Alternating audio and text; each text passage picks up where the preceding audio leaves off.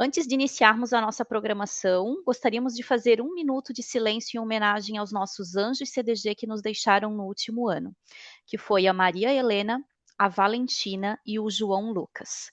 Nós, da família CDG, sentimos profundamente essas perdas e convidamos a todos para 1 minuto de silêncio.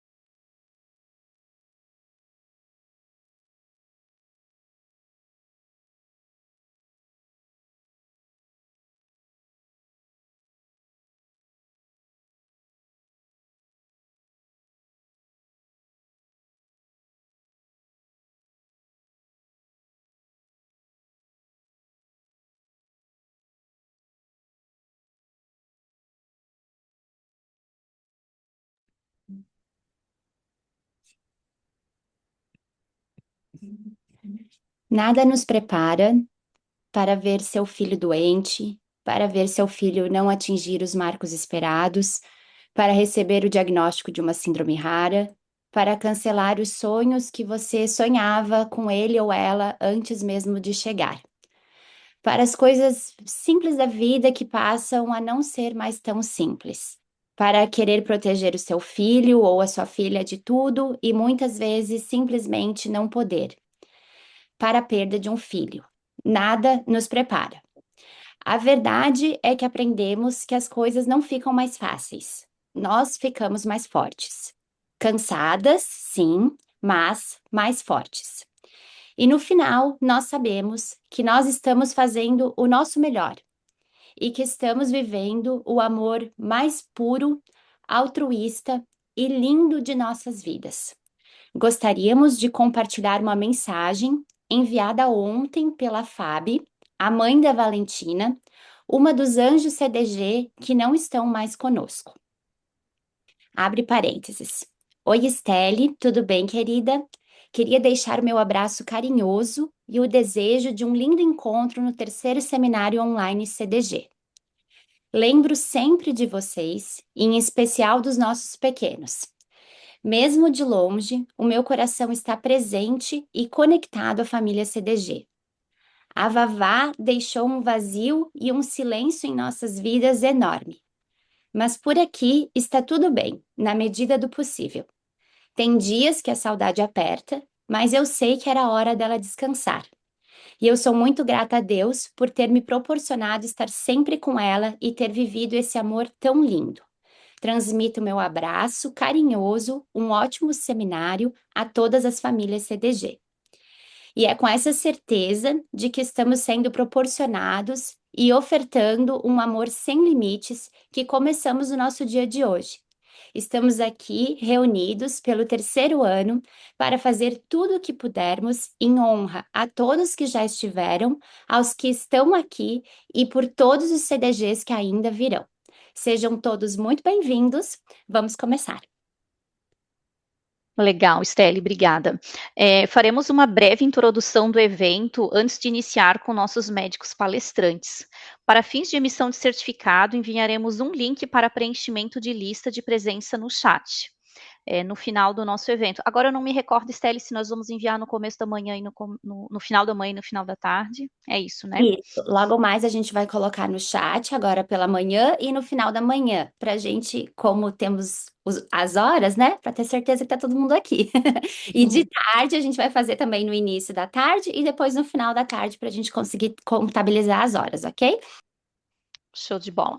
Será considerado o participante que responder nos 2 horários para validação dessas horas, né? E da mesma forma no período da tarde também. Os certificados serão enviados para o e-mail cadastrado até 30 dias após o término do seminário. Primeiro, gostaríamos de apresentar a nossa diretoria atual. Steli Farrer, que é a nossa presidente, que estava falando agora há pouco. O Adamastor é vice-presidente. A Giesa, que é sua esposa, ela é tesoureira. A Sara é a nossa vice-tesoureira. E a Tati é a nossa secretária em exercício. A nossa associação foi constituída formalmente em 2023 e já estamos unidos há mais de 13 anos, mediante o apoio mútuo entre familiares, promovendo a divulgação da causa de pessoas acometidas pelo CDG e buscando melhoria na qualidade de vida dessas e de seus familiares. Nesta caminhada, contamos com famílias que foram essenciais para a disseminação das informações sobre o CDG, ampliar a conexão com nossas famílias. Pessoal, se alguém tiver com o microfone aberto, eu peço a gentileza só de desligar, né, para todos consigam ouvir aqui. Informações CDG para ampliar a conexão com novas famílias e muitos médicos para melhor compreensão e apoio nessa jornada. Maio é o mês mundial de conscientização do CDG e em nosso planejamento anual traçamos diversas ações que envolviam. Passo agora para a Estelle, ela vai fazer uma breve apresentação das principais ações. Tá. Só confirma para mim se entrou a tela? Sim, está compartilhando. Então tá bom. Então, bom dia mais uma vez. Eu sou a Estelle, como a Ju apresentou. A gente quer passar só o plano de ação aqui da diretoria de 2026 para vocês terem conhecimento do primeiro semestre, quais foram as ações realizadas e qual que é o nosso planejamento para o segundo semestre. Então, o primeiro semestre a gente focou em fevereiro na campanha do mundial, né, do mês das doenças raras. Estamos realizando hoje o terceiro seminário CDG. A gente está fazendo o lançamento, fizemos essa semana, do Fortalece CDG e o Guia Prático de Direitos de Pessoas com Doenças Raras. A gente tem disponível, né, nós nos formamos enquanto associação, então nós temos disponível o nosso Pix para doação, que já vinha acontecendo nesses 3 anos, e muitas pessoas nos traziam que gostariam de fazer uma contribuição mensal, assim como muitas associações fazem, ou debitado na conta de luz, ou através de boletos, e nós tínhamos algumas questões administrativas, mas conseguimos, junto com o nosso banco e com a contabilidade, a isenção de valores, que são parceiros também da Associação CDG, e a partir de agora, então, as pessoas que desejarem podem fazer contribuições mensais no valor que fizer sentido para cada um. O link, ele fica na bio do Instagram do CDG, a pessoa vai preencher um formulário dizendo, né, qual o valor que ela pode fazer a contribuição e por quanto tempo, e a gente vai estar organizando até o dia 10 de cada mês, a gente faz a emissão dos boletos de todos que responderam, né, esse formulário, vamos enviar para vocês por e-mail, e se houver alguma resposta após esse período, daí novamente no outro mês a gente vai fazer isso, então, para organizar esse fluxo e para que a gente possa enviar para vocês e receber a contribuição. Toda e qualquer contribuição é muito bem feita. O destino desse valor é para sustentar as ações que a gente faz com a comunidade, para desenvolvimento de materiais, né? E para futuras oportunidades para a comunidade CDG. E ao fim do seminário, nós vamos lançar, então, o nosso novo material. A cada seminário, a gente procura fazer materiais para realmente apoiar nossa comunidade, até profissionais da área da saúde e outras associações também. Então, esse ano nós desenvolvemos um guia prático para quem tem ou convive com doenças raras, que são a maioria das dúvidas que quando uma família chega num primeiro momento tem, porque é um universo muito novo. Então, nós compilamos informações sobre saúde, educação, trabalho, acesso à justiça, renda, assistência social, num mesmo material. Esse material também vai ficar disponível nas nossas redes sociais, tanto para as famílias, como eu disse, como para outras associações, e para que a gente possa facilitar o conhecimento. Sempre é esse o objetivo. E no segundo semestre, então, nós temos previsto as nossas oficinas CDG, que são encontros que a gente faz para as famílias, realmente, né? O objetivo desses encontros é tanto dar suporte em relação às nossas crianças, adultos e pacientes com CDG, como para os cuidadores e cuidadoras também. Todas as oficinas são feitas por voluntários que são parceiros, com temas correlatos. Então, também, se aqui hoje a gente tiver alguma pessoa que queira se voluntariar e entenda, né, que possa contribuir de alguma forma com a oficina, você pode entrar em contato comigo ou pelo Instagram, né? né? E a gente tem essa previsão para o segundo semestre. E no segundo semestre, nós também vamos iniciar o planejamento e a gravação do nosso curso CDG, que é um projeto aí ousado, mas nós vamos conseguir tirar do papel, que é organizar um curso aí com as principais informações sobre o CDG, tanto em relação à parte, né, médica, como em relação a dinâmica familiar, as terapias, o que acontece, a gente vai contar com profissionais de apoio e para que isso possa ser disponibilizado novamente para a comunidade, para a família, para estudantes, né, para outros médicos que não conhecem. Então, essas são as ações que estão previstas para o nosso ano de 2026, tá certo? É isso, Ju, muito obrigada.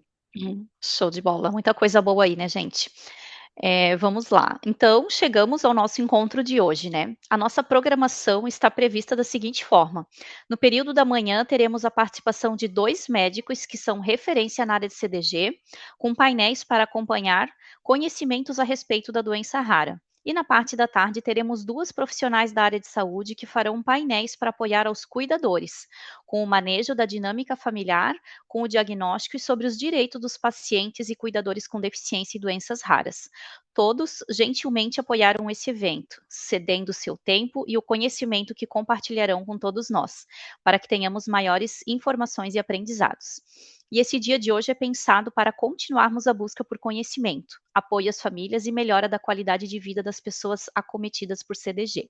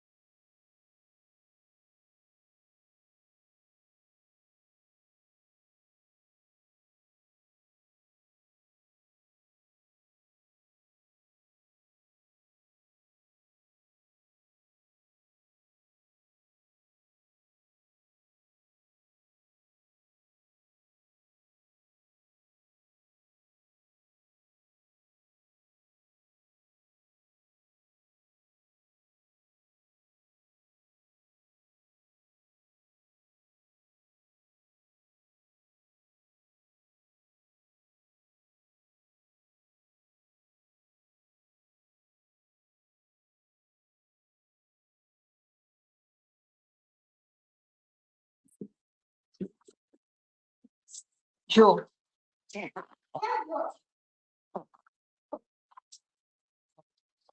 Eu mandei gente feliz. Filha, mamãe tem que ir lá buscar o pai, senão você não vai pra Guaíra. Mas eu não quero ir. E as aulas? Você não quer andar da tua mãe? Então. Quero ir. Julinha, passa o bobo lá em cima, ver se tem a foto lá do time. Ai, preciso comprar hoje. Eu acho que não queria pegar esse semana. Então, você deve ter.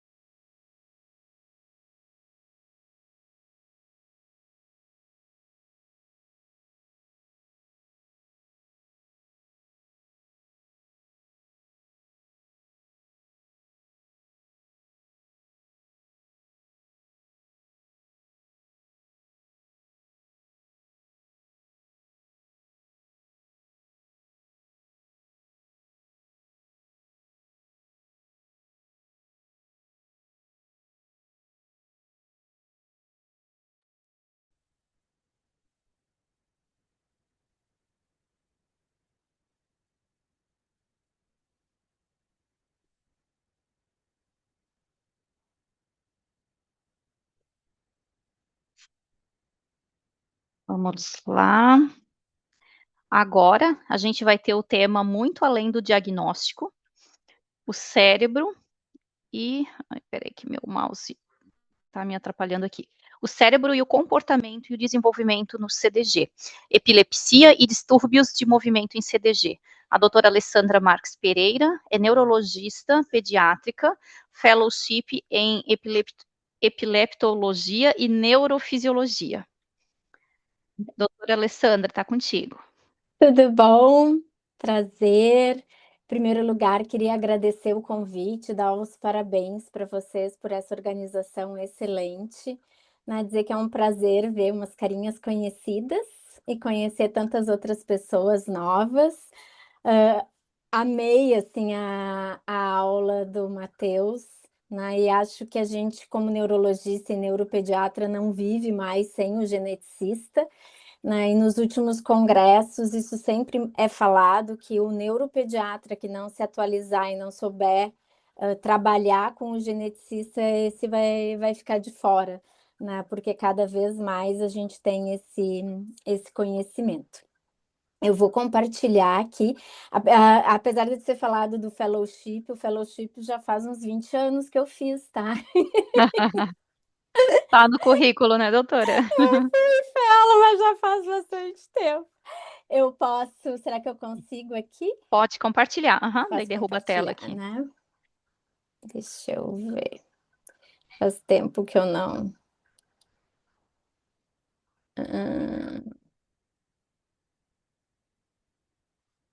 Tá embaixo em inglês ali, acho que é o share. Vocês estão vendo?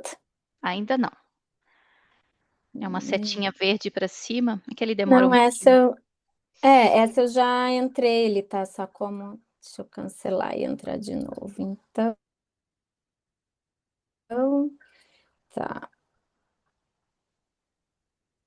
Eu compartilho só a tela, não o window, né? Isso, compartilhar a tela.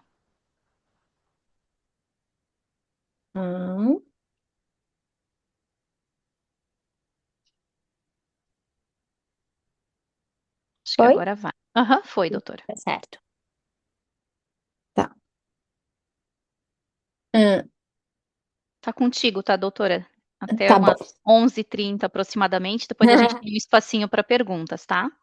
Tá ótimo. Então tá, vocês qualquer coisa me interrompam. Eu dou um toquezinho na hora que estiver perto do Isso. tempo. Vocês conseguem ver ela passando os Sim, slides também. isso, tá em modo apresentação. Tá ótimo. Perfeito. Tá bem. Muito bem. Qual é a ideia, então, né? A ver, e peraí que eu sou meio atrapalhadinha, tá? Fica quietinha aí, Gui. Oi? Doutora, até volta no primeiro slide depois para a gente pegar o teu Instagram ali, que eu vi que estava na capa. Ali é o meu e-mail, mas só deixa eu fazer uma coisa antes, porque como eu não vou enxergar vocês, só para eu não ficar muito Qualquer coisa perdida. a gente abre o microfone, fica bem tranquila se não acompanhar o Tá, chat, tá? Ah, tá é teu bem. e-mail ali. Uhum. É o meu Eu vi e-mail, mas rapidinho, achei que era o Instagram. eu passo depois o Instagram certinho. Tá bem. Deixa eu só fazer uma anotação aqui. Perfeito, tá. Pronto. Estão vendo agora? Sim. Nossa.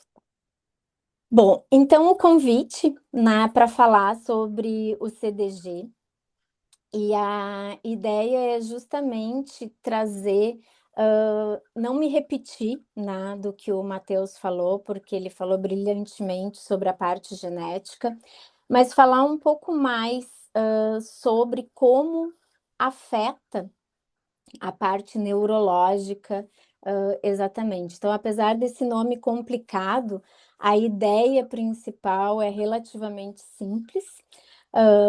O nosso corpo ele funciona, né, como uma grande fábrica, como o próprio Matheus falou, e as proteínas elas precisam passar por várias dessas etapas até ficarem prontas para funcionar corretamente. E qualquer falha, então, nesse processo pode levar a um erro, né? Então, a um erro que se coloca no conjunto como um erro do metabolismo, mas mais do que isso, mais do que falar como um erro metabólico raro, e que quando a gente soma, né, os erros do metabolismo até não são tão raros assim, o que a gente deve enxergar, ou a forma como a gente deve enxergar os distúrbios da glicosilação, são como doenças da arquitetura cerebral. Uma pequena introdução de que durante muitos anos esses pacientes foram vistos de uma forma simplificada, ou até muito simplista, como crianças com atraso global do desenvolvimento, epilepsia refratária, outras síndromes até neurodegenerativas, né, com acometimento multissistêmico e sem uma definição. E a partir do momento e conforme se foi aprendendo cada vez mais sobre a biologia da glicosilação, que vocês viram, né, na aula do Matheus, que é um efeito, que é uma dinâmica super complexa, também se passou a perceber que esse processo, ele participa praticamente de toda a nossa organização neural. Então, de toda a organização do nosso sistema nervoso central, passando pela parte mais simples até a parte mais complexa, que a gente chama de mielinização. E talvez por isso seja tão difícil ao mesmo tempo, que é tão fascinante, né, de se estudar os distúrbios de glicosilação em neuropediatria, porque nós temos uma conexão entre metabolismo, conectividade cerebral, desenvolvimento, epilepsia e neuroplasticidade, né? Então, quando a gente olha o conjunto, nós temos todos esses marcadores, e esses marcadores praticamente ao mesmo tempo. Talvez seja uma área que tenha crescido, né, muito nos últimos 10 anos, e ainda assim se acredita que muitos dos casos sigam sem diagnóstico, e muito pela falta de conhecimento. Por mais que se tente fazer uma conscientização até a nível mundial, não só a nível de Brasil, mas se fala muito nas conscientizações das síndromes genéticas, dos erros inatos do metabolismo, ainda se pensa muito pouco, né? E quanto menos se conhece, quanto menos se fala, realmente menos os médicos vão pensar sobre determinadas patologias.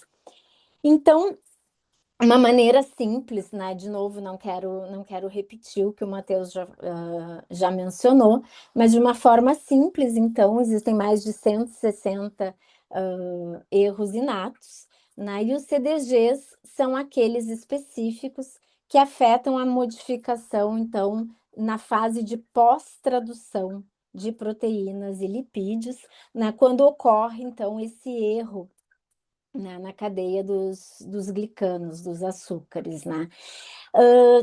Tipicamente, assim, se a gente for pensar, as proteínas elas não nascem prontas, elas precisam então passar por todo esse processo, que é um processo super sofisticado, em que elas vão se modificando até chegarem à tradução e esse processo pós-traducional. Então, a glicosilação é como se fosse um sistema de etiquetagem da molécula. Ela é que vai determinar a estabilidade proteica, então como é que as proteínas se mantêm, né, estáveis, o direcionamento intracelular, a interação de uma célula com a outra, e importante aqui a função de receptores e canais. E quando qualquer parte ou quando esse sistema, de uma forma geral, falha, seja na estabilidade proteica, seja nesse direcionamento, seja na função dos receptores e canais, a gente vai ter esse impacto sistêmico, analisando também os outros órgãos, mas multifuncional quando a gente pensa em sistema nervoso central. De uma forma bem clássica, bem tradicional, então se divide, né, em tipo 1 e tipo 2, o Matheus já explicou também.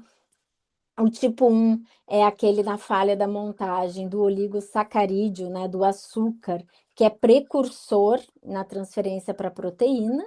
E o tipo 2 é aquele que acontece no complexo de Golgi, então já no processamento e na remodelagem. Então, por mais que a gente ainda use esse conceito, nessa classificação clássica, e de uma certa forma ela é didática, biologicamente os fenótipos, as apresentações, elas são muito mais complexas, e acho que vocês, melhor do que ninguém, sabem disso, né? Porque vocês vivem diariamente e conversam e sabem quanto cada apresentação realmente é diferente. Então, se a gente for ver o resumo desse slide em termos de sistema nervoso central, a glicosilação ela é um alicerce sináptico. Na sinapse são todas essas comunicações que ocorrem no nosso cérebro como uma rede neural, né? Então, uma comunicação que faz um neurônio com outro neurônio. Então, grande parte das proteínas que ficam na membrana neuronal também dependem dos glicanos de forma adequada.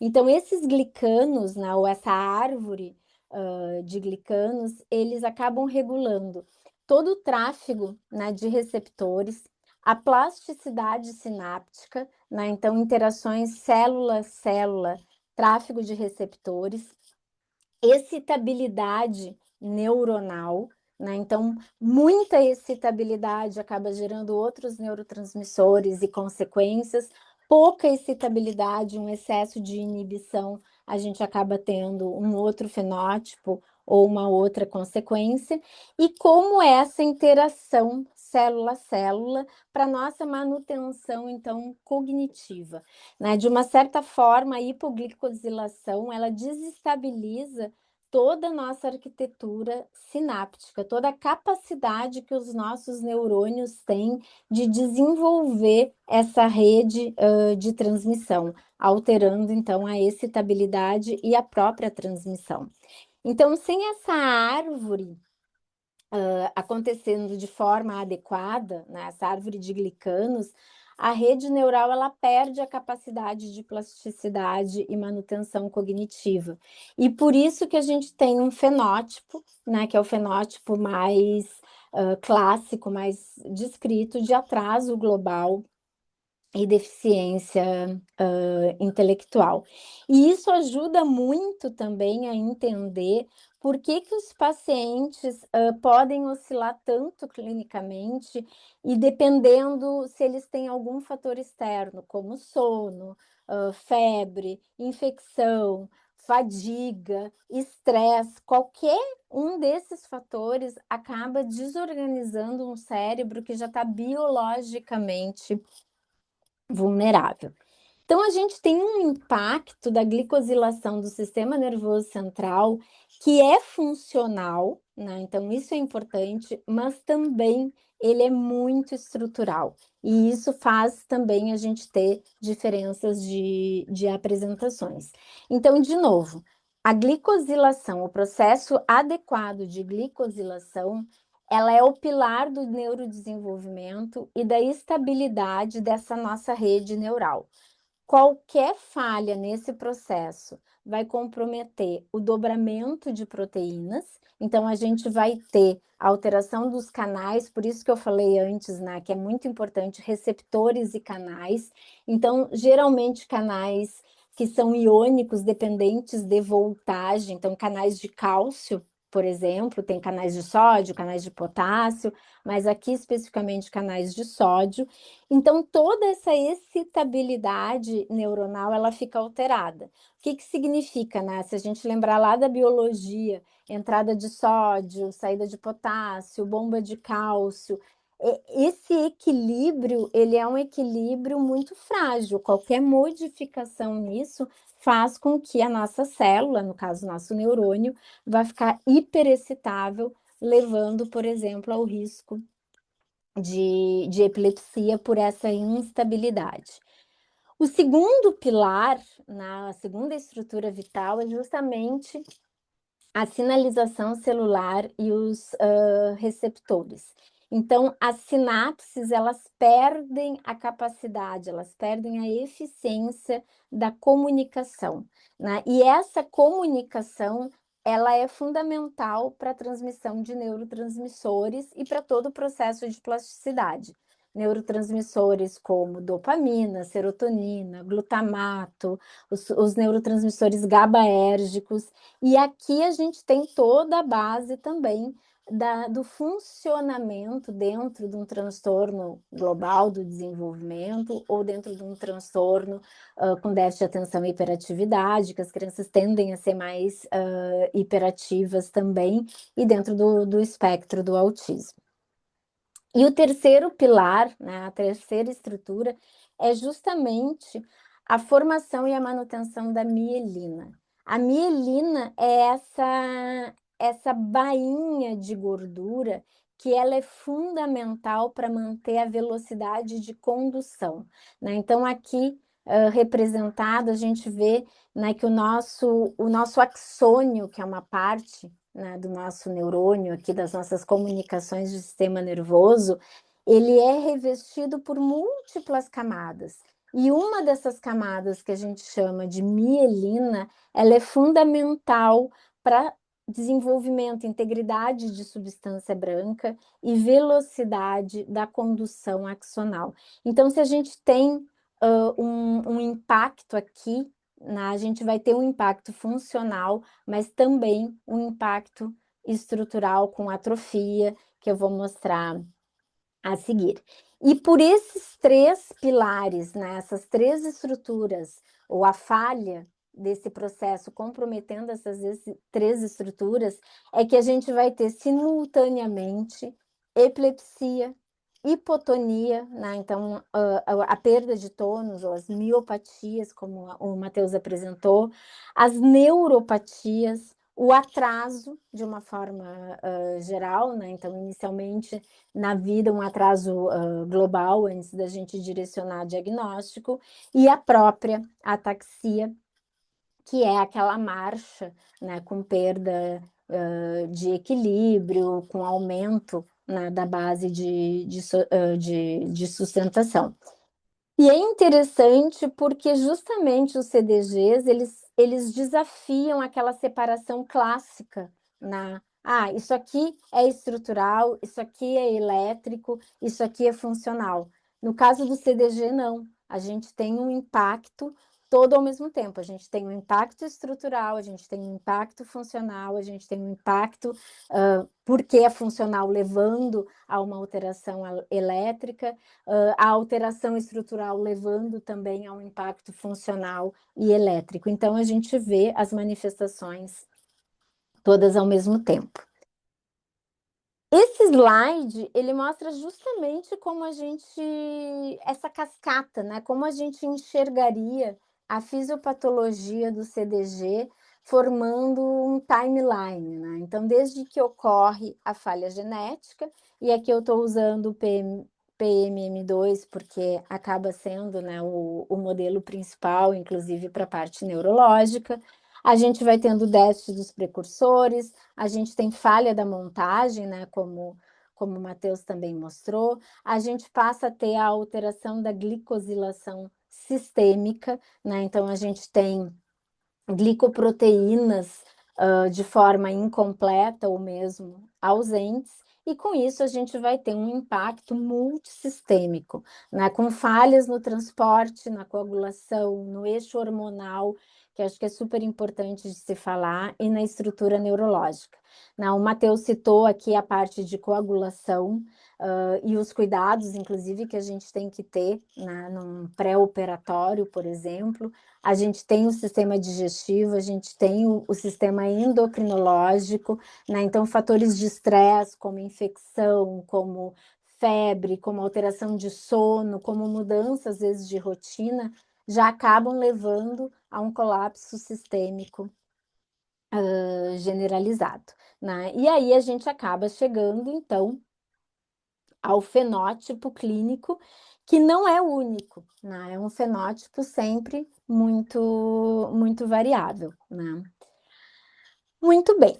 Em termos de assinaturas fenotípicas, o que eu separei? Separei mais para a gente ver os padrões neurológicos mesmo, né? Quais são os padrões para neuropediatras? Em termos de sinais clínicos, neuroimagem, eletroencefalo e algumas terapias de precisão, né? Então, de novo, assim, quando a gente pensa em CDG, a gente precisa começar a pensar em assinatura do fenótipo, da apresentação clínica, porque frequentemente essa criança, depois do pediatra, ela vai passar pelo neuropediatra, porque é mais hipotônica, porque demorou para caminhar, porque não está falando, porque tem alguma outra apresentação inespecífica, né, entre aspas, e que se o neuropediatra não tiver a suspeição,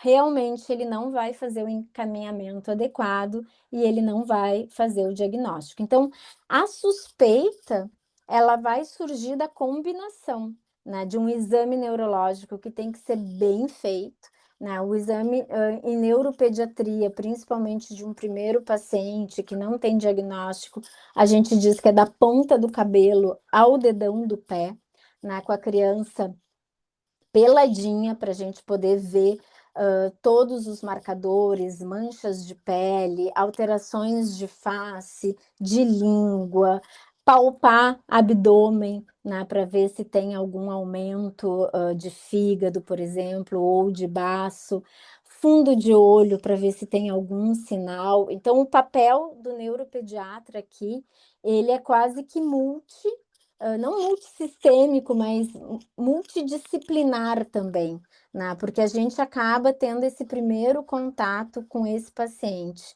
com um padrão de desenvolvimento, né? Muitas vezes as famílias chegam justamente para avaliar desenvolvimento e quais são as manifestações sistêmicas. Então, se eu separar aqui a forma antinatal, neonatal, que costuma ser a mais grave, a gente já tem marcadores, né, de hidropsia fetal, que é aquele bebê que nasce bem inchado, assim, uma cardiomiopatia hipertrófica, então uma alteração do coração que dilata. A gente pode ter líquido na cavidade ali onde está o coração. E aqui são os casos mais graves, né, com desfecho com uma letalidade bem elevada mesmo, né, entre 29 semanas de gestação e 3 meses de vida, né? São os casos mais graves. O mais comum é justamente o que a gente vê, né, o que eu vejo como neuropediatra, que é a síndrome neurológica isolada, de início mais tardio, que tem uma severidade média e que o marcador principal é atraso global, né? E numa época em que se fala muito, né, sobre atraso global ou autismo, a gente corre o risco da criança precocemente receber o diagnóstico de autismo, por exemplo, sem ser adequadamente investigada, né? Então, a gente tem sim um atraso global, a gente vai ter a alteração de tônus, a gente já pode começar a ter essa ataxia cerebelar, né? Então, esse distúrbio do movimento, como se a criança não conseguisse manter o equilíbrio, não só para marcha, mas também sentadinho, estrabismo, tá?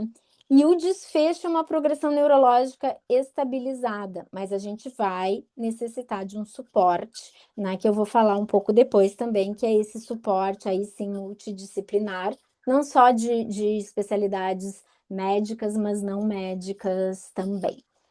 E a gente tem aquela apresentação que é mais do adulto, né? Que é uma severidade já variável, normalmente baixa, que são aqueles casos, então, que são descobertos mais tardiamente e que a primeira manifestação, né, os marcadores mais importantes vão ser uma ataxia que ficou estável, não tinha sido investigada, uma neuropatia periférica progressiva, o que é isso? Uma alteração principalmente de sensibilidade, né? Então, extremidades, de sensações, né, dos nervos, uma escoliose, né, e uma alteração das gônadas. Então, aqui entrando, por exemplo, o papel do endocrinologista para ajudar no diagnóstico. E a gente vai ter um desfecho com uma inteligência variável, desde uma deficiência severa até pessoas que vivem de forma independente com QI normal. Então, o que eu posso dizer para vocês, voltando aqui nesse slide, é que talvez a neuropediatria esteja caminhando para ter um reconhecimento maior desse espectro clínico e, de preferência, um reconhecimento bem precoce. Bom, dentro do que a gente tem do espectro de gravidade, já foi bem falado, né, que a gente tem assim uma variabilidade clínica muito grande. Então, mesmo dentro da mesma variante, existe um espectro muito variável. E aqui eu separei, então, né, o espectro do PMM2, da CDG, que é a prevalência de deficiência intelectual é o mais comum, tá? A gente vai ter epilepsia também, mas não é uma encefalopatia epilética precoce, como nesse outro caso, né, quando a gente tem o extremo epilético, que 100% dos pacientes vão ter o atraso global, vão ter a deficiência, mas a gente vai ter o início de formas de epilepsia bem precoces, e a gente tem um impacto quando está ligado ao X, né, que são formas, então, também mais graves de deficiência intelectual associados à microcefalia. Então, de uma forma geral, o que a gente tem para lembrar é que, no conjunto, os CDGs eles não produzem um único fenótipo de neurodesenvolvimento, né? E dentro de cada um, eles variam enormemente. Então, sim, o gene importa, a alteração, a variante específica desse gene e a biologia dessa rede neural. E mesmo, de novo, mesmo dentro de uma mesma variante, de uma mesma mutação, a gente tem fenótipos que são surpreendentemente diferentes. E aí a gente vê a trajetória de desenvolvimento, que seria uma forma de quanto melhor a gente entender, mais a gente conseguir quebrar, né, esse dogma metabólico. Nem todo CDG é progressivamente neurodegenerativo. Tem pacientes, principalmente no PMM2, que seguem adquirindo marcos do desenvolvimento. A gente tem a atrofia cerebelar, que é relativamente estável ao longo dos anos, ao longo do tempo, e ela costuma estabilizar depois realmente na vida adulta. Então, a gente precisa, de uma certa forma, abandonar também aquela visão fatalista, né, de que as doenças metabólicas, elas são obrigatoriamente regressivas, né? Mas existe uma ausência de regressão típica, os pacientes podem não perder habilidades que foram adquiridas, e a gente pode ter essa estabilidade, que é uma estabilidade anatômica, sem ter um declínio cognitivo progressivo. Tá? Isso também acaba mudando muito a conversa com as famílias, né? A conversa com vocês. A gente tira aquele peso um pouco mais fatalista, não que deixe de ser dramático, eu acho que vocês lindamente falaram isso no início, o quanto vocês têm que reelaborar, o quanto vocês ficam cansados, né, no dia a dia do cuidado, mas eu acho que também tira um pouco essa questão desse peso, né, de que todo o erro inato do metabolismo cursa com neurodegeneração. E a outra coisa que é importante desmistificar é esse conceito do perfil socioemocional da criança feliz do CDG, né? Então, cada vez estudos melhores desenvolvidos, estudos multicêntricos, randomizados, mostram questões completamente diferentes, né? Inclusive de um sofrimento internalizado. E se a gente tem uma criança que é não verbal, a gente vai ter muita dificuldade em entender o que essa criança está passando. E ela pode estar desconfortável por uma dor abdominal, ela pode estar desconfortável por uma alteração hormonal, e a gente vai acabar pecando ou atrasando alguns pontos de tratamento e de diagnóstico em função disso. Então, vários dados mostram que existe um sofrimento. 2/3 dos pacientes apresentam scores anormais em checklists de comportamento, né, que são bem específicos para a gente ver qualidade de vida da criança ou como é que ela está se sentindo. E geralmente, assim, se a gente for avaliar em termos de QI, os pacientes com QI mais baixo acabam tendo problemas socioemocionais que são mais significativos.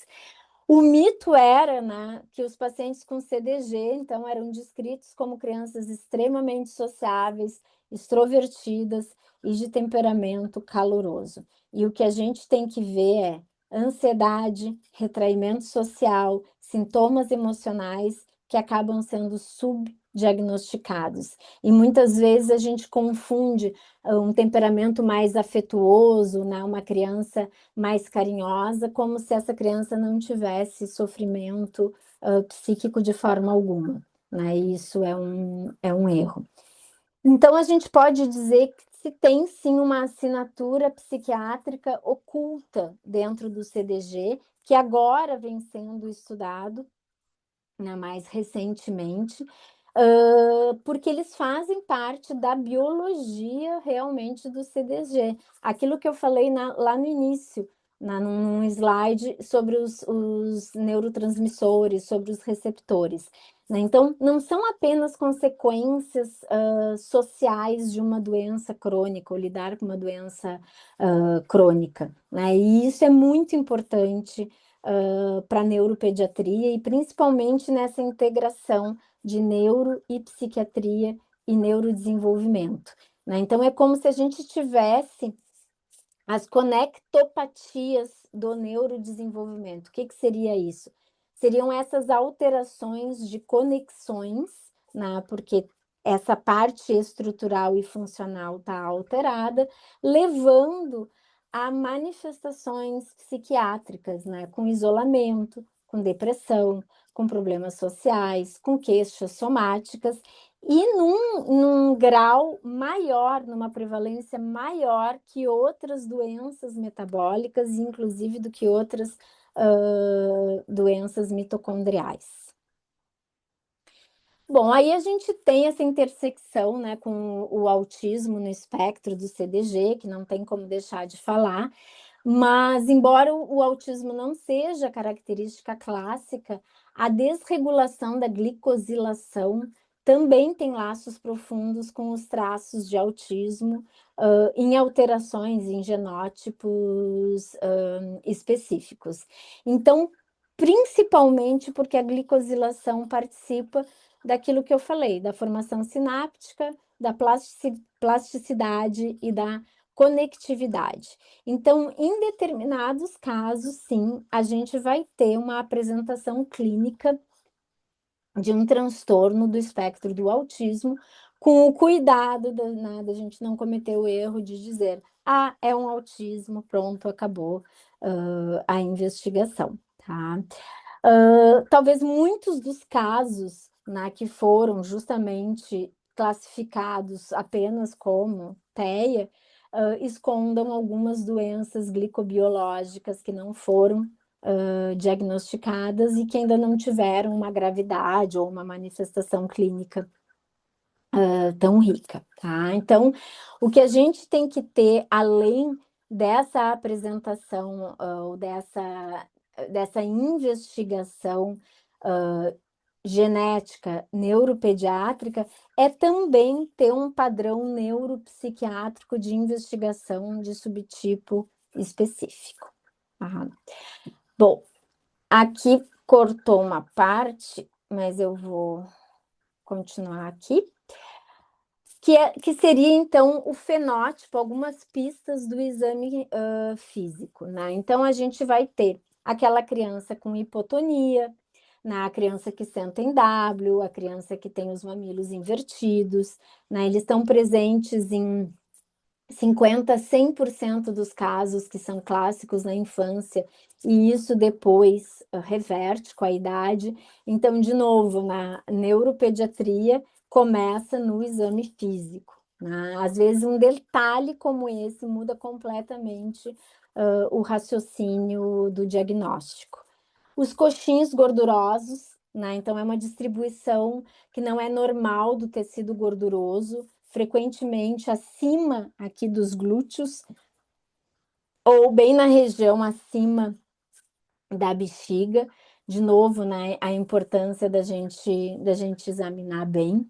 A gente tem essa parte das assinaturas cerebelares, tem casos com atrofia, tem casos com cistos, usando de novo, né, o modelo que é mais descrito do PMM2. A gente pode ter uma atrofia cerebelar precoce, o cerebelo, né, sendo essa região em folhas aqui atrás, que é um achado quase que universal, né? Então, ele vai envolver as fissuras hemisféricas e o vermes também, e os cistos cerebelares, né, com uma displasia ou uma hipoplasia. Então, o vermes do cerebelo, ele vai estar alterado, ele vai estar pequeno, e além disso, ele vai ser ocupado por cistos, né? Então, isso é diferente porque acaba levando a possibilidade de outros diagnósticos.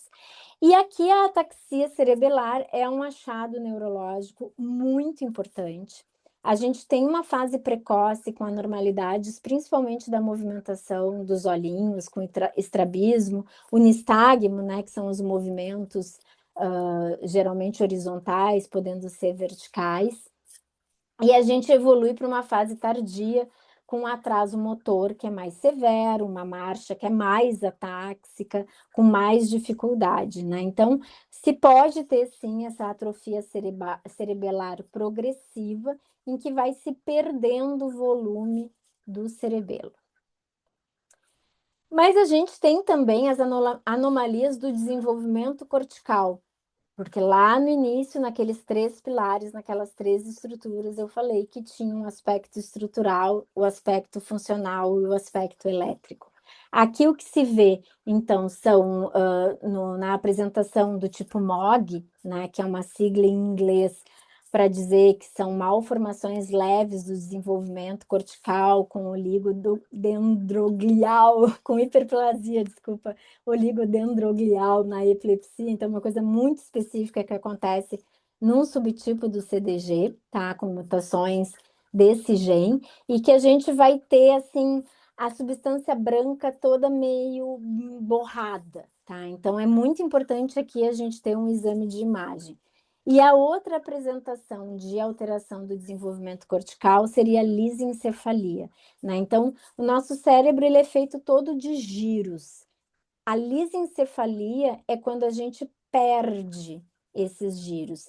E os cobblestones são exatamente essas pedras de calçamento, né? Então, a gente tem o cérebro mais liso e com esse aspecto, né, de pedras de calçamento, bem como a imagem.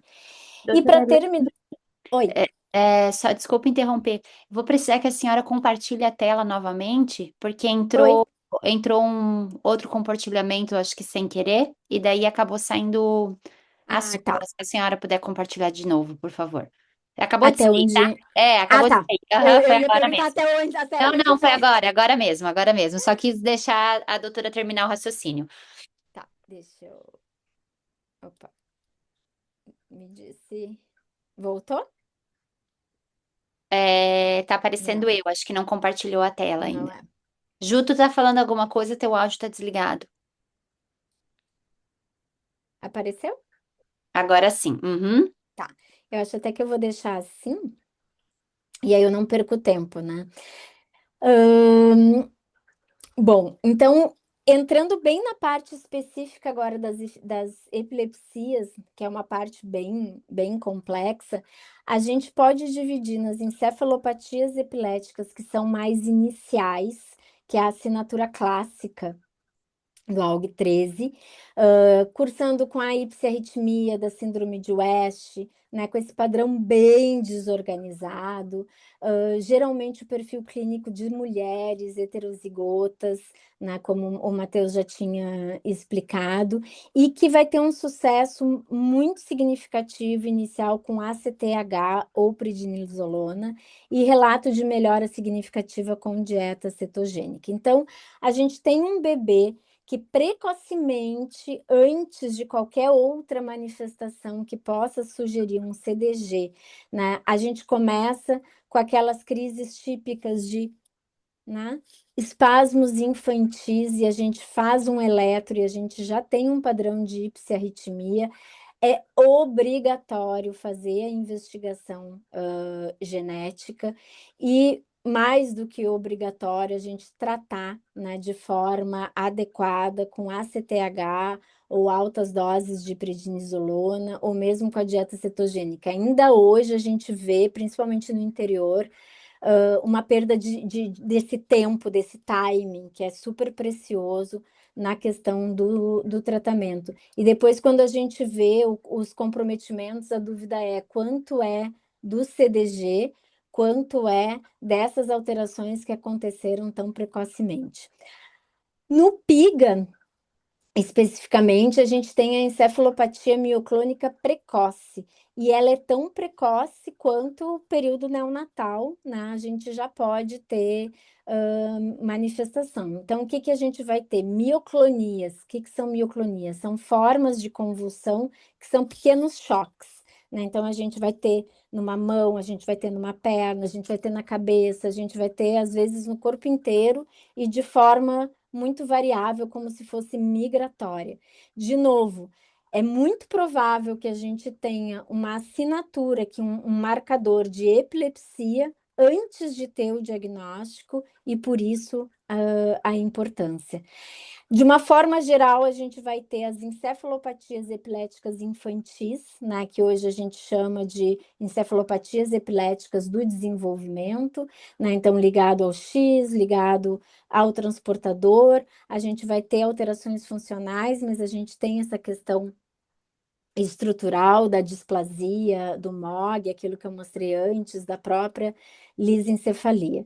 E como é que a gente tem essa evolução clínica, então, e a transição para a vida adulta? Porque eu acho que isso é o mais importante, né? Muitos dos meus pacientes me perguntam até que idade eu atendo as crianças, e eu acho que é muito difícil para um neuroadulto assumir um paciente adulto que tem uma patologia, né, que cursou durante toda a infância. Então, a minha ideia é que eu sempre vou ficar com esses pacientes, com essas crianças. Então, o que que a gente tem, principalmente, né, no MM2? Uma baixa prevalência de epilepsia, né, até 12% dos casos, geralmente com manejo farmacológico bem eficaz, né, um controle rápido. A gente tem uma mudança de foco neurológico para ataxia e para neuropatia, com ataxia cerebelar e neuropatia periférica, e aquela vigilância multidisciplinar contínua. Escoliose, então, ortopedista, retinite pigmentosa, oftalmologista, alterações endocrinológicas e assim por diante. Aqui é só um espectro também de tudo que a gente pode ter de movimentos involuntários na infância, desde a coreia, né, que é um movimento de dança, a tetose, que é um movimento mais brusco, a distonia, que é aquele movimento como se fosse assim a criança hiperestende, às vezes se confunde até com uma convulsão, os tremores e as próprias estereotipias no CDG aqui entram como o espectro hipercinético, né? Os transtornos do movimento involuntário. E a gente também poderia, dentro de qual transtorno do movimento, associar, né, qual é o tipo, o subtipo, né, mais comum, né? Então, no caso do PMM2, por exemplo, vai muito mais além da ataxia. A gente pode ter a distonia, principalmente do pescoço, e se subdiagnosticado, isso impacta bastante a postura e o conforto. Padrões, né, de estereotipias manuais que lembram outras síndromes também, ou o próprio autismo, e a coreoatetose, que são esses movimentos meio de dança, assim, frequentemente associado à falta de lágrima. Dirigindo para o fim, né, que são temas bem complexos, a gente pode ter episódios que se chamam de stroke-like, né? Isso simulam derrames, simulam AVCs, principalmente quando a gente tem um déficit focal. Então, o que que é isso? A gente está com uma criança que de repente ficou hemiparética, né? Então ficou mais fraca de um lado, parou de falar, não está enxergando, a gente tem que investigar para uma possibilidade de um episódio desses tipos, principalmente se teve algum gatilho como febre, uma infecção viral, e que está relacionado àquele canal de cálcio que eu falei antes, tá? A gente não vai ter nada na neuroimagem, não tem uma trombose, não é uma alteração aqui da coagulação, é uma alteração funcional de um mecanismo de canal iônico, mas que é bem importante a gente saber que existe. Não vou entrar nessa parte, né, porque acho que o Matheus já falou bastante do fluxo todo do diagnóstico, as limitações da focalização, né, isoelétrica da transferrina. O que que a gente tem, né, de padrões de neuroimagem que podem ser uma pista antes da gente ter o diagnóstico genético? Então, a atrofia cerebelar, os cistos, os defeitos de migração, né? Então, as células migram de forma errada. E o padrão ouro, que é a necessidade da confirmação genética. Então, é inegociável a gente ter sequenciamento de nova geração, tá? Bom, como é que a gente maximiza, então, a trajetória? Com intervenção multidisciplinar precoce, né? Então, a gente não pode perder janela de oportunidade, a gente não deve ficar esperando ter toda a apresentação clínica para fazer uma intervenção, com fisioterapia, fono e terapia ocupacional.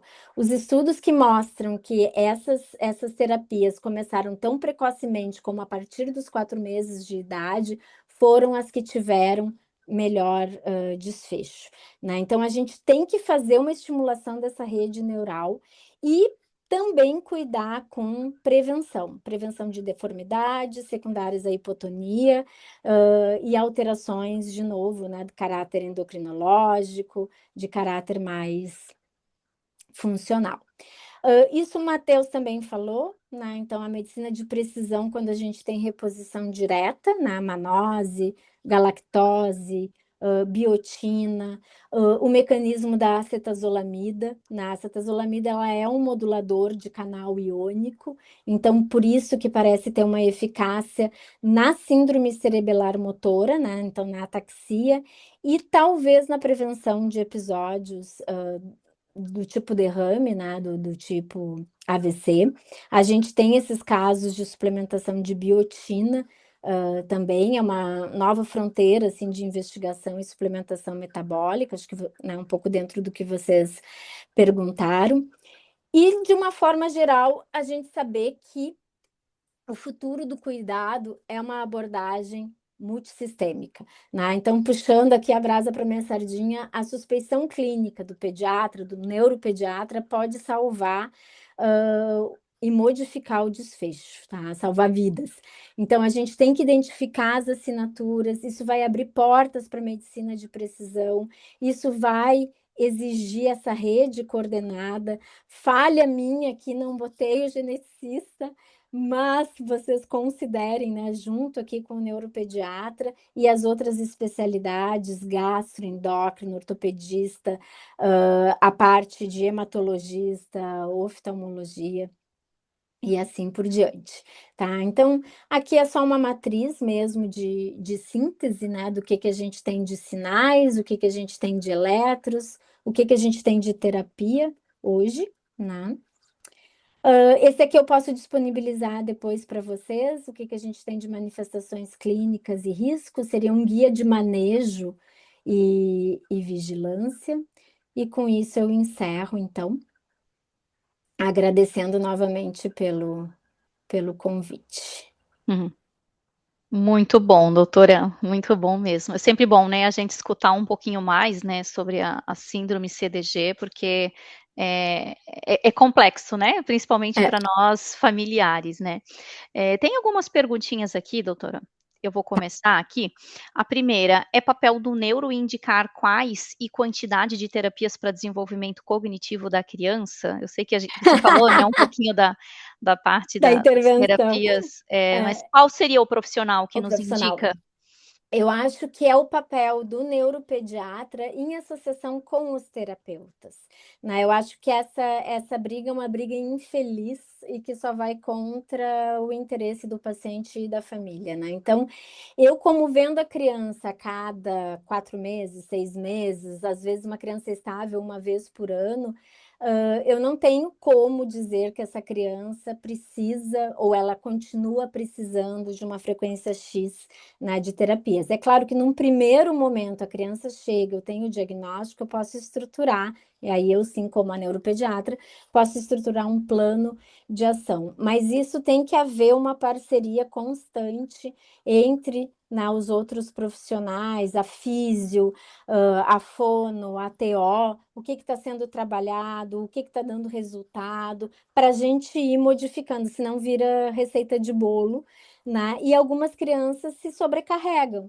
e acabam tendo uma resposta menor do que poderiam ter se fosse otimizado de outra forma, né?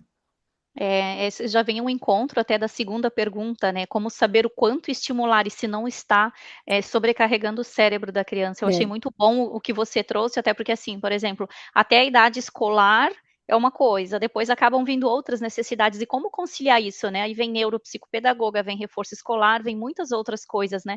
Inclusive a Exatamente. terapeuta ocupacional, porque normalmente as crianças têm dificuldade até de segurar o lápis, a coordenação motora fina, né?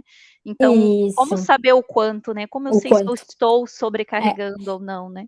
aí, na verdade, assim, a criança que está sobrecarregada, ela vai ter aquelas manifestações que eu falei, psiquiátricas ou psicológicas também. Então, é uma criança que vai estar mais irritada, é uma criança que vai se isolar, é uma criança que vai ter uma mudança de comportamento, né? Não vai querer entrar nas terapias. É Uhum, diferente da criança que não quer entrar na terapia por dificuldade de transição e que chega na terapia e está super feliz, né? E depois não quer sair da terapia. É uhum. diferente, é aquela criança que a gente tem que ter um olhar, assim, que a criança está sofrendo, realmente, né. O mais não quer dizer que é melhor, né. Então, se a gente for separar, assim, na fase mais precoce, o que a gente precisa, físio, TO com a parte sensorial, né, e fono, ou uma forma de estimulação precoce. Justamente à medida que a criança vai crescendo, o que a gente vai precisar? De uma psicopedagoga, a gente vai precisar manter a físio, a gente vai incrementar a fono com uma comunicação alternativa, aumentativa, por exemplo. A gente vai precisar de uma psicóloga, né, para as crianças que estão entrando na adolescência, que tem algum grau de sofrimento, então a gente vai ter que ir modificando. Mas muitas vezes, se a criança for verbal, ela vai dizer, né? Chega, se for um quadro mais leve, e para as não verbais a gente vai ver no comportamento. Não fazia xixi na cama, faz xixi na cama, se isolou, fica mais doentinha, sistema imunológico sofre mais, aí é um sinal da gente se perguntar, será que está funcionando, né? Muito bom. Isso vem ao encontro também da terceira pergunta, né? O perfil Sensações. socioemocional pode ser avaliado em pacientes, por exemplo, que não falam, que não andam, e como, né? Se o neuro que faz essa avaliação. O neuro pode, tá, fazer essa avaliação, tá? Essa acho que é uma questão extremamente importante, porque na maior parte das vezes existe aquela falsa ideia de que as crianças que não são verbais ou que têm comprometimento motor não têm uma situação socioemocional complexa, né? Então é importante a gente lembrar que o perfil socioemocional ele não depende só da fala, ele depende da expressão facial, a busca do vínculo, o contato visual, como é que é a regulação emocional dessa criança e como é que ficou a regulação, né? Se a gente está em algum grau de sofrimento, sinais de ansiedade, né? Comer compulsivamente, arrancar, então, essas automutilações. Padrões do sono, né? Acho que o sono talvez aqui seja um marcador muito significativo.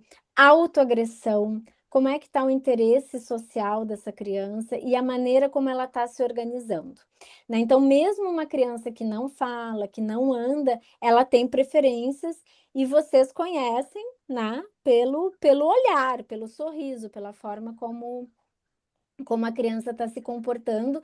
E, aliás, vocês percebem isso intuitivamente, né? Muito antes de qualquer profissional. Então, a gente faz parte dessa avaliação, né? Mas ela pode ser construída em conjunto com a própria psicologia, fonoterapia, observação na escola, né? Então a gente vai ver esse conjunto, como é que está o sono, como é que está a irritabilidade, como é que está a tolerância sensorial.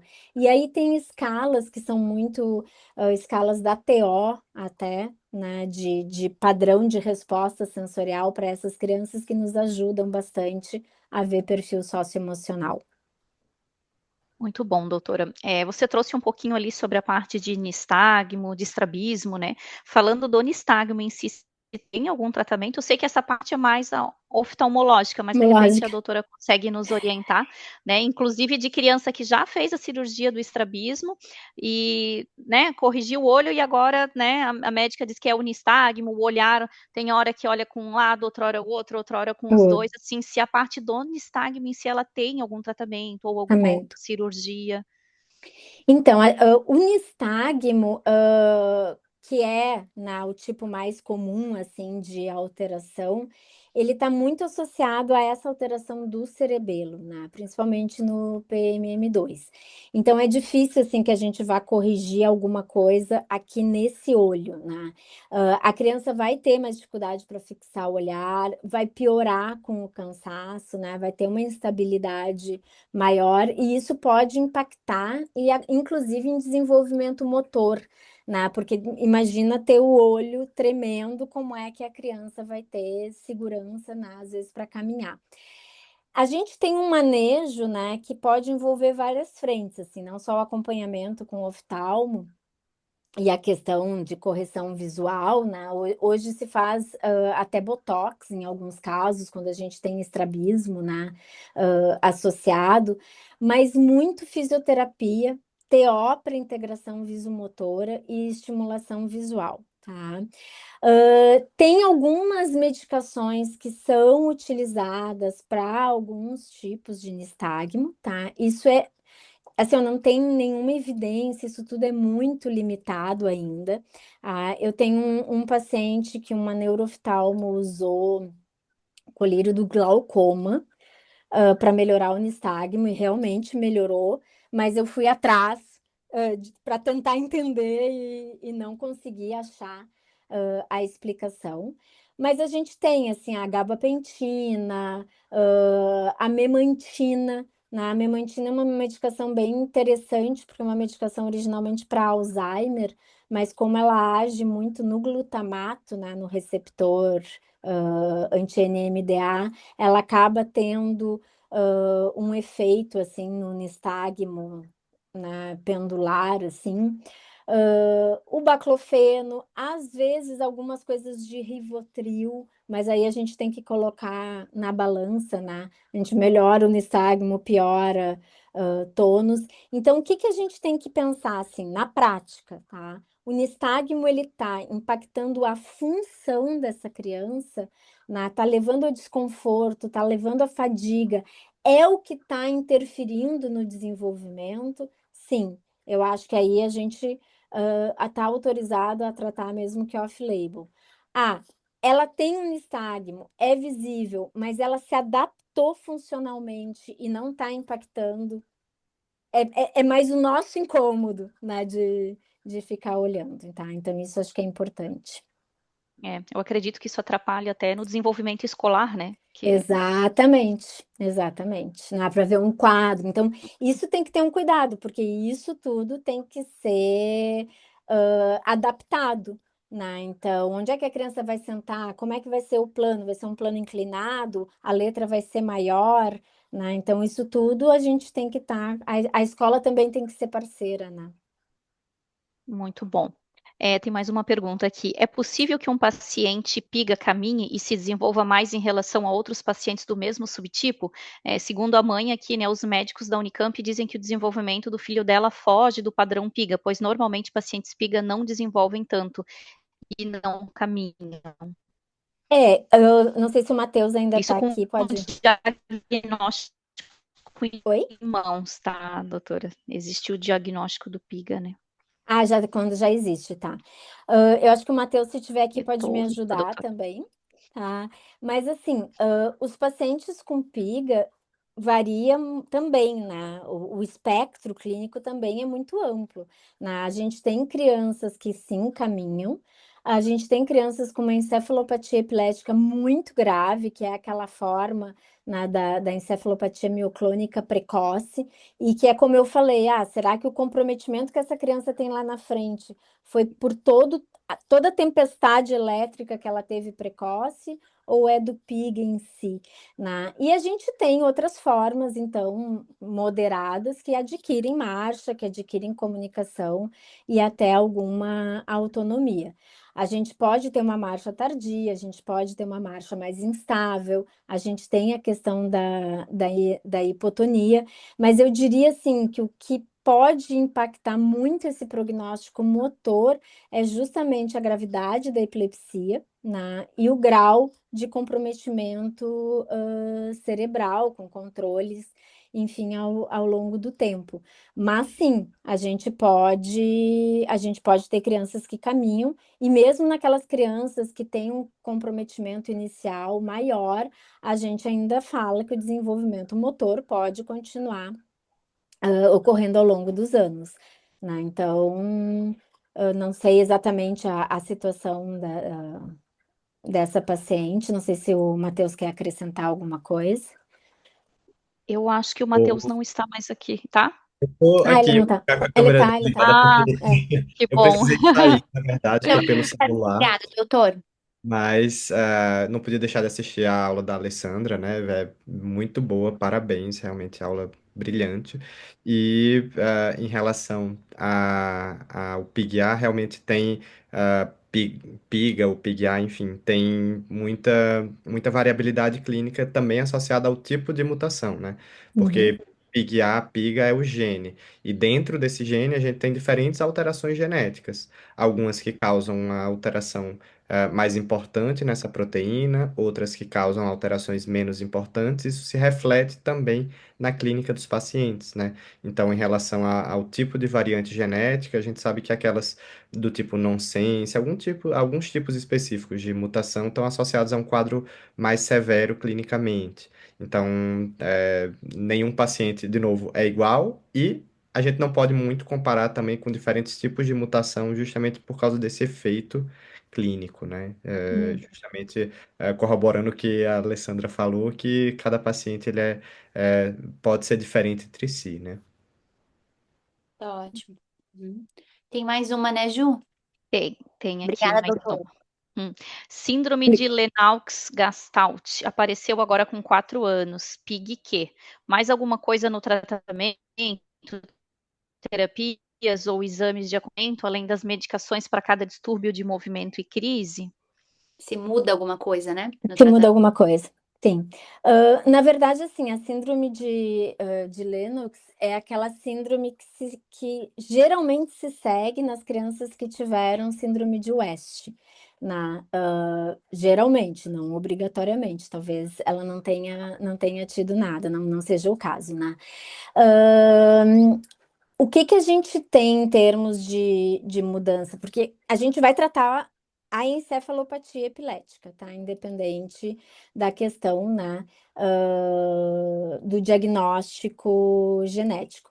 O que a gente tem, assim, de maior evidência? Dieta cetogênica, né? Então, dieta cetogênica para os casos de CDG com epilepsia são os que a gente tem melhor desfecho em controle de crise, para transtorno de movimento também e para as questões até cognitivas, né? Então, a gente vai tratar o Lennox dentro, mas o Lennox por si só, mas a gente tem que considerar que as encefalopatias epiléticas dentro do CDG, a introdução precoce da dieta cetogênica pode melhorar, assim, benefícios além das crises, né? Estado de alerta, responsividade. Desculpa. Doutora, então, já que, só aproveitando, a doutora tem alguma experiência em NPT para dieta cetogênica?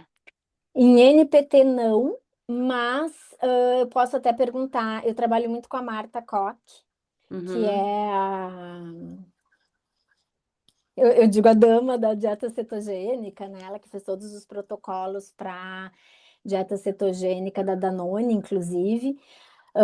E imagino que deva ter alguma fórmula de NPT que possa substituir, sim.